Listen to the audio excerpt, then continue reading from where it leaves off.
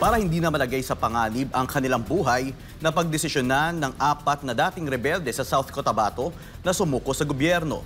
Kasabay nito, 11 loose firearms naman ang isinorender ng mga sibilyan sa mga sundalo. Si Elmar Forzuelo sa report. Sa harap ng mas pinalakas na military operations laban sa mga kalaban ng Estado, kusang sumuko at nagbalik loob sa gobyerno ang 4 na dating rebelde mula sa komunistang grupo at lokal na terorista sa South Cotabato.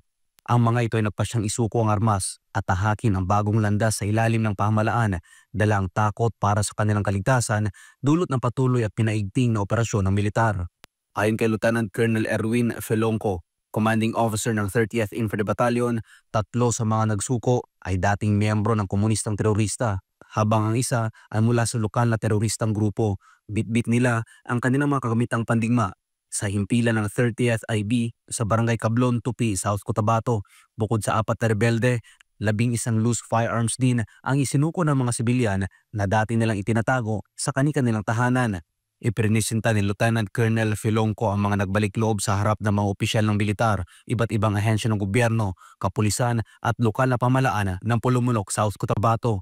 Bilang tugon, agad namang pinagkalooban ng cash assistance at food packs sa mga dating rebelde mula sa DSWD Region 12 at mga lokal na pamahalaan ng Pulumulok, Tantangan at Banga. Ayon kay Colonel Ronel Manalo, commander ng 1st Mechanized Brigade, hindi lamang pagbawi ng armas ang layunin ng kanilang operasyon, kundi pati pagbibigay ng panibagong pagkakataon sa mga dating kalaban ng Estado.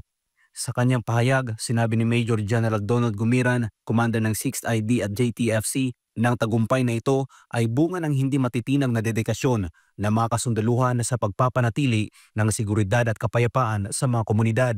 Dagdag pa ng Division Commander, magpapatuloy ang misyon ng mga sundalo katuwang ang mga lokal na pamahalaan at iba pang sektor upang mapalaganap ang pangmatagalang kapayapaan at kaayusan sa Mindanao. Para sa Diyosa sa Pilipinas, kung mahal, Elmar Forzuelo, SMNA News.